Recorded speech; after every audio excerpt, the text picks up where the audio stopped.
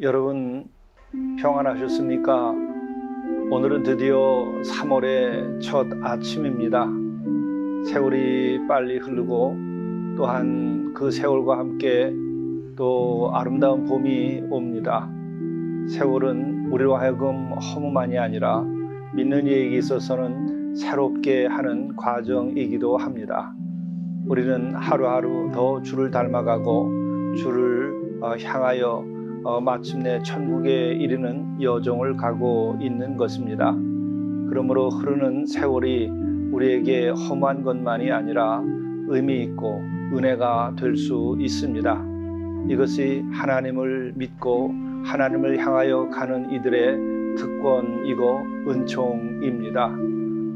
이 3월 여러분에게 새 봄이 되고 새로운 믿음의 여정이 되실 수 있기를 간절히 바랍니다. 함께 묵상하시겠습니다. 여호와여, 주의 인자하심이 하늘에 있고 주의 진실하심이 공중에 사무쳤으며 주의 의는 하나님의 산들과 같고 주의 심판은 큰 바다와 같으니이다. 여호와여, 주는 사람과 짐승을 구하여 주시나이다. 하나님이여, 주의 인자하심이 어찌 그리 보배로우신지요. 사람들이 주의 날개 그늘 아래에 피하나이다. 자비로우신 주님, 우리와 함께 하셔서 오늘도 인자하심을 베풀어 주옵소서. 주의 진실하심이 우리들의 마음과 이 땅 위에 충만케 하고 이 역사 속에 충만케 되도록 인도하여 주옵소서. 또한 이 3월 산과 들과 또 하늘과 모든 것에 새로운 기운이 충만하고 주의 의와 사랑이 충만하게 되도록 인도하여 주옵소서. 우리 주 예수 그리스도의 이름으로 간절히 구하옵나이다. 아멘. 성경 말씀 마태복음 1장 18절에서 25절 말씀입니다. 예수 그리스도의 나심은 이러하니라. 그의 어머니 마리아가 요셉과 약혼하고 동거하기 전에 성령으로 잉태된 것이 나타났더니 그의 남편 요셉은 의로운 사람이라. 그를 드러내지 아니하고 가만히 끊고자 하여 이 일을 생각할 때에 주의 사자가 현몽하여 이르되, 다윗의 자손 요셉아, 내 아내 마리아 데려오기를 무서워하지 말라. 그에게 잉태된 자는 성령으로 된 것이라. 아들을 낳으리니 이름을 예수라 하라. 이는 그가 자기 백성을 그들의 죄에서 구원할 자이심이라 하니라. 이 모든 일이 된 것은 주께서 선지자로 하신 말씀을 이루려 하심이니 이르시되, 보라, 처녀가 잉태하여 아들을 낳을 것이요 그의 이름은 임마누엘이라 하리라 하셨으니, 이를 번역한즉 하나님이 우리와 함께 계시다 함이라. 요셉이 잠에서 깨어 일어나 주의 사자의 분부대로 행하여 그의 아내를 데려왔으나 아들을 낳기까지 동침하지 아니하더니 낳음에 이름을 예수라 하니라. 이것은 하나님의 말씀입니다. 오늘 영성 일기를 통해서 우리에게 주시는 하나님의 말씀은 마태복음 1장 18절부터 25절의 말씀입니다. 이 말씀 가운데에 18절부터 23절의 말씀을 중심으로 은혜를 나누고자 합니다. 오늘 이 말씀의 시작은 이러합니다. 예수 그리스도의 나심은 이러하니라. 예수 그리스도의 나심은 이러하니라. 복음서에서 이렇게 예수님을 그리스도라고 이렇게 표현한 여기에는 엄청난 그 은혜와 사건과 또 스토리가 있는 것이죠. 예수님이 정말 그리스도인가 아닌가에 대하여서 초대 교우들에게 있어서는 목숨을 건 일이었습니다. 예수를 그리스도라고 고백하면 핍박을 받고 또 죽임을 당하기까지 했던 것이죠. 그러나 이것을 담대하게 기록한 것입니다.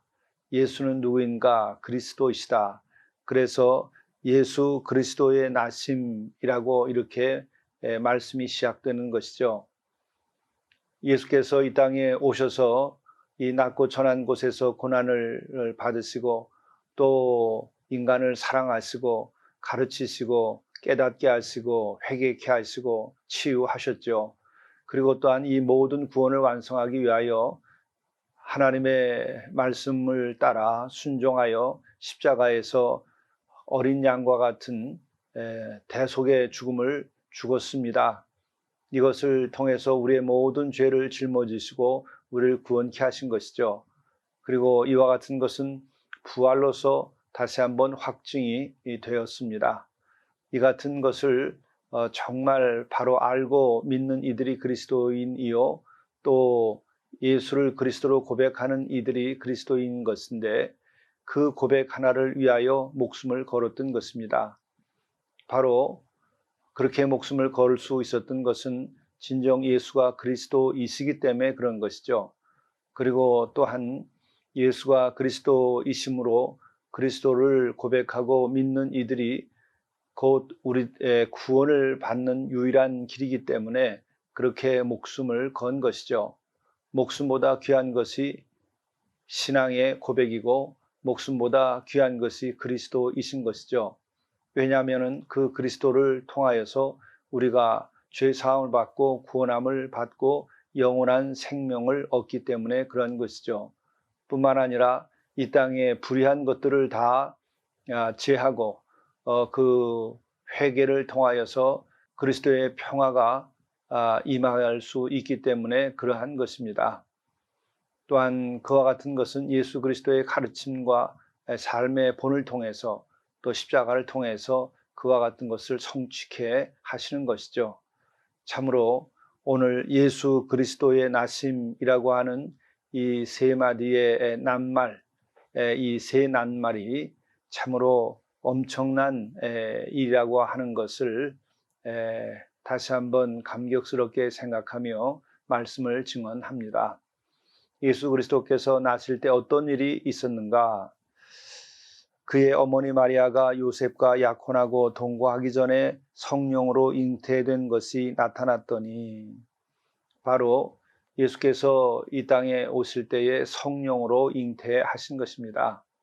바로 예수가 그리스도인 것에 대한 분명한 것도 예수 그리스도의 탄생이 성령으로 인한 것이라고 하는 것, 이것이 또한 중요한 요소입니다. 이것은 나중에 첨가된 것이 아니고 실제로 성령의 감동과 역사하심으로 인하여서 이와 같은 탄생이 이루어진 것입니다. 이것을 믿는 자가 복된 것이죠. 그런데 당시에 어떤 일이 있었는가? 그의 남편 요셉은 의로운 사람이라 그를 드러내지 아니하고 가만히 끊고자 하여 이 일을 생각할 때에 주의 사자가 현명하여 나타났다고 이제 이렇게 됩니다. 여기서 남편 요셉은 의로운 사람이라고 말합니다. 그 의롭다고 한다면 그는 의를 행할 수밖에 없겠죠. 그가 의를 행하는데 어떻게 행하는가? 드러내지 아니했다고 하는 것이죠. 상대편에 대하여 허물이 될 수 있는 것을 드러내지 아니하였습니다. 바로 이것이 하나님 앞에서의 의인 것입니다. 의를 나를 근거로 해서 의를 행할 때에는 다른 사람의 허물이나 약점을 들추어냅니다. 그러나 하나님 앞에서의 의라고 하는 것은 다른 이들의 약점과 허물을 드러내는 것이 아닙니다. 하나님 앞에서의 의라고 하는 것은 자기의 허물을 발견하고 자신의 약점을 발견하고 그것을 내놓고 치유함을 받는 것이죠. 또 하나님의 그 자비와 은혜를 구하는 것이 바로 하나님 앞에서의 의입니다. 그러므로 이 남편 요셉은 그렇게 하나님 앞에서 의로운 이였기 때문에 약혼녀의 허물을 드러내지 아니한 것이죠. 바로 우리 그리스도인들이 가야 할 길은 그것입니다. 우리는 나의 의를 드러내는 것은 바로 그것이 하나님 앞에서는 불의가 됩니다. 그러므로 우리는 하나님 앞에서의 의를 행해야 하기 때문에 다른 사람들의 허물과 약점을 들춰서 남들에게 알게 하는 일을 하지 아니합니다. 또한 하나님 앞에서의 의라고 하는 것은 하나님을 믿고 하나님을 믿기에 의의 최후 승리를 믿습니다. 그렇기 때문에 스스로 심판하지 아니하고 하나님께 심판함을 맡기는 것이죠. 이것이 하나님 앞에서의 의입니다. 우리는 세상의 의와 하나님의 의가 어떻게 다른가를 잘 알아야 됩니다. 세상 사람들이 말하고 있는 자기 자신이 의가 되는 것, 이것은 곧 죄입니다. 또한 어떤 특정 집단이 의가 되는 것, 이것 또한 죄를 만들어내는 일이 됩니다.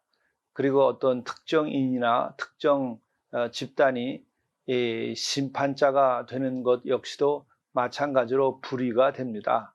하나님을 믿는 이들에게 있어서 하나님의 의, 그것이 드러나게 하려면 어떻게 해야 되는가? 자기 자신이나 자기의 뜻이 의가 아니라 하나님만이 의이시고 하나님이 심판하시고 하나님의 뜻만이 의라고 하는 것을 알고 우리가 겸손히 하나님의 행함에 참여해야 하는 것이죠.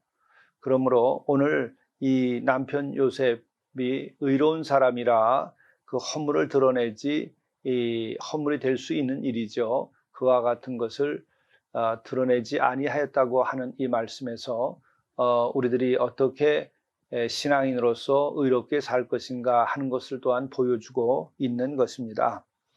그리고 또한 이 하나님 앞에서 의라고 하는 것은 전적으로 하나님을 믿기 때문에 성령으로 잉태하였다고 하는 것에 대하여서 못 믿고 그래서 그가 불순종으로 나가지 아니했다고 하는 것이죠.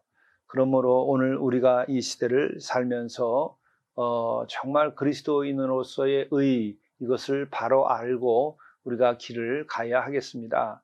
이것은 결코 후퇴가 아닙니다. 진정 하나님의 공의를 실현하는 것이죠. 우리가 하나님의 주권, 그것을 믿는다면 우리가 하나님 앞에서의 의를 행하며 살아가야만 할 것입니다. 그리고 또한 오늘 중대한 말씀이 나옵니다. 아기 예수님의 탄생에 대하여 이런 말을 하고 있습니다. 아들을 낳으리니 이름을 예수라 하라. 이는 그가 자기 백성을 그들의 죄에서 구원할 자이심이니라. 여기서 예수님은 이 땅에 오셔서 어떤 일을 할 것인가, 그 이름과 함께 그 세상에서 오셔서 해야 할 일을 규정해 주고 있죠. 바로 그것은 자기 백성을 그들의 죄에서 구원할 자이심이라. 예수님은 이 땅에 오셔서 심판하시기 위하여 온 것이 아니라 구원하시고자 오셨다고 하는 것이죠. 이것이 아주 분명한 것입니다. 예수 그리스도의 통치, 하나님 나라의 통치라고 하는 것은 구원을 위한 일입니다. 지배하기 위한 일이 아닙니다. 심지어 착취하거나 이 지배자들이 세상의 왕들이 하는 그런 행위와는 전혀 다릅니다. 뿐만 아니라 어떤 지배욕을 만족받고 자기의 부족함을 만족받기 위하여 사람들을 대상화시키고 수단화시키지 아니합니다. 그것이 나쁜 왕, 나쁜 권력의 유형인 것이죠. 예수 그리스도는 백성들을 구원하기 위하여 오셨기에 정말 구원하기 위하여 십자가를 지시고 죄를 씻기 위하여 대속적인 죽음을 죽고 그것으로 구원을 완성하신 것이죠. 그리고 특별히 우리들이 예수님에 대하여 생각을 바로 해야 될 것은 인간을 죄에서 구원하려고 한 것이죠. 이 죄에서의 구원은 그 어떤 누구도 할 수 없는 것입니다. 우리가 어떤 왕이 선정을 베풀고 훌륭하게 존경할 만한 분이다. 그런 분들도 또한 있죠. 그러나 그러한 왕이 아무리 훌륭하다 하더라도 그분들이 선정을 했음에도 불구하고 죄에서 구원하는 것은 못 되는 것이죠. 바로 그래서 예수께서는 왕의 왕이라고 말하는 것입니다. 모든 왕, 어떤 왕도 할 수 없는 것을 하신 거죠. 그것이 바로 죄에서의 구원입니다.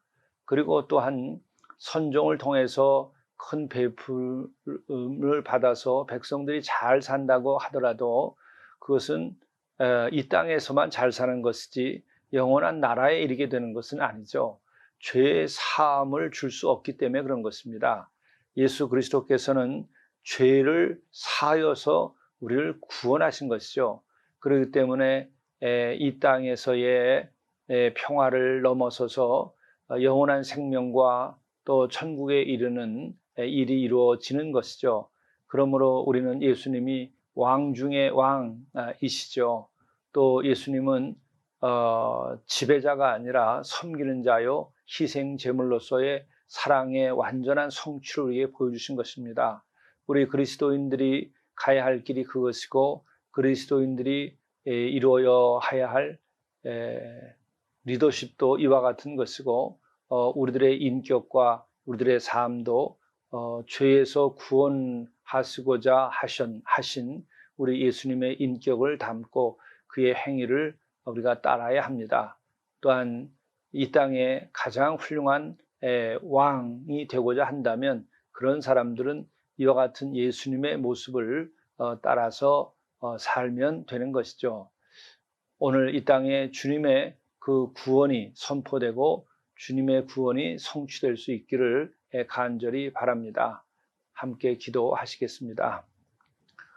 자비로우신 주님, 우리로 하여금 요셉을 통하여 의로운 사람이 어떤 것인가를 알게 하시니 감사합니다. 또한 예수 그리스도께서 어떻게 이 땅에 오셨는지를 알게 하시니 감사합니다. 또 뿐만 아니라 예수 그리스도께서 죄에서 구원을 하시는 분이심을 다시 한번 생각하게 하시니 감사합니다.